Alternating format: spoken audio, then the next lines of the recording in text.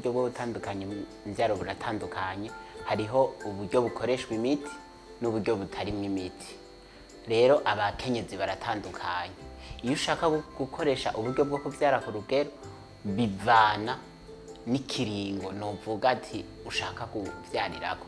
Ushaka kwibaruka inyuma y'imyaka 2, jewe ari nka jewe ntumbereye ndagusigurira uburyo bwose, muga mbona umenga woja ku rushinge kuko n'umwanya muto. Ushaka kwibaruka inyuma y'imyaka 3, 4, 5, ca ndakubwira ati byiza akagegene ko gufasha kuberako ni imyaka myinshi.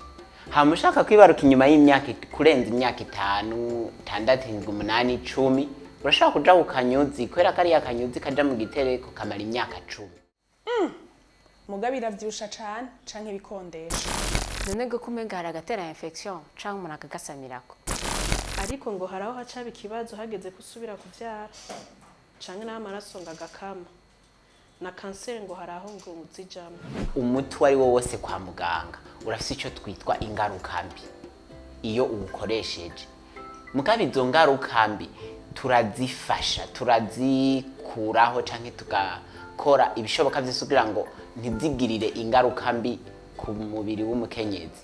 Abakenyezi rero bari imigwi, jewe bivanye n'ingene nakira abakenyezi batandukanye imigwi 4.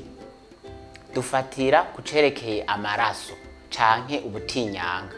Hari umukenyezi agiye kuri ubu buryo bukoresha imiti adasubira kubona amaraso. Hari umukenyezi agiye kuri ubu buryo bwo kuvyara ku rugero aguma abona amaraso nkuko yahora. Hari umukenyezi acabona uturaso duke. Hariho n'umukenyezi acabona amaraso menshi. Rero yari karakubwira ngo jewe ibyo kuvyara ku rugero uburyo ndiko bwaramvyibuhije. Ashobora kuba kuvuga bwaramuvyibuhije afise ikindi kintu ari karavuga. Ashobora kuba avuga ngo bwaramwondeje afise ikintu ari karavuga.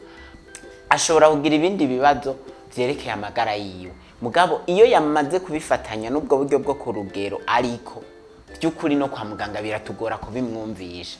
Naho rero aca sohoka kwa muganga canke agacaja mu babanyi mu bagenzi biwe abaha amakuru atariyo kubera ko azi yishizemo ko igihe bamutera urushinge canke bamushiramo akagegene canke bamushiramo akanyuzi canke ari ku binini umenga bamukingiye ingwara zose. Uvuze ngo ko mu kuboko karashobora kunyika canke gutembera kakaguheramwo canke kariya ko mu gitereko ngo urashobora kugasamirako, aho ubivuze uko nyene numva umenga sivyo.